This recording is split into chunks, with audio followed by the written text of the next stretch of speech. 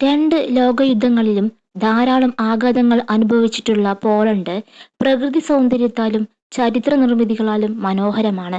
നൂറിലേറെ കോട്ടകളും മറ്റും ഈ രാജ്യത്തുണ്ട്. പോളണ്ടിലെ വളരെ വിചിത്രമായ ഒരു വിനോദസഞ്ചാര ആകർഷണ കേന്ദ്രമാണ് ക്രൂഗഡ് ഫോറസ്റ്റ്. അരിവാൾ പോലെ വളഞ്ഞു നിൽക്കുന്ന 400ഓളം പൈൻമരങ്ങളാണ് ഈ കാട്ടിൽ. വടക്കു പടിഞ്ഞാറൻ പോളണ്ടിലെ വെസ്റ്റ് പൊമറേനിയനിലെ ഗ്രിഫിനോ പട്ടണത്തിനു സമീപം നോവേ സാർനോവോ ഗ്രാമത്തിലാണ് ഈ വിചിത്ര പൈൻമരം കാട്. 1930-ൽ നട്ട മരങ്ങളാണ് ഈ കാട്ടിലുള്ളത്. വളഞ്ഞ മരങ്ങളുടെ ഈ കൂട്ടത്തെ ചുറ്റി വളയാത്ത പൈൻമരങ്ങളുടെ ഒരു കാടുമുണ്ട്. എന്തുകൊണ്ട് ഒരു കൂട്ടം മരങ്ങൾ മാത്രം ഈ നിലയിലായി? ബോട്ടുണ്ടാക്കുന്നതിനോ മറ്റോ കൃത്രിമമായി ഈ രീതിയിൽ മരങ്ങൾ വളച്ചതാണെന്നും അതല്ല കനത്ത മഞ്ഞുവീഴ്ചയാണ് കാരണമെന്നും വാദങ്ങളുണ്ട്. ഏതോ വിചിത്രമായ ഉപകരണങ്ങൾ മരത്തിൽ പ്രയോഗിച്ചതു കാരണമാണ് ഈ സ്ഥിതി വന്നതെന്നും ചിലർ വിശ്വസിക്കുന്നു.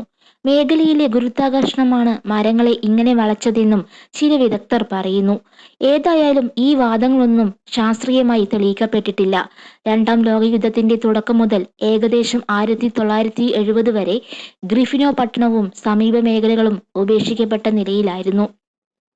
അതിനാൽ എന്താണ് ഈ കാട്ടിൽ സംഭവിച്ചതെന്ന് അറിയുന്നവർ ഇല്ല.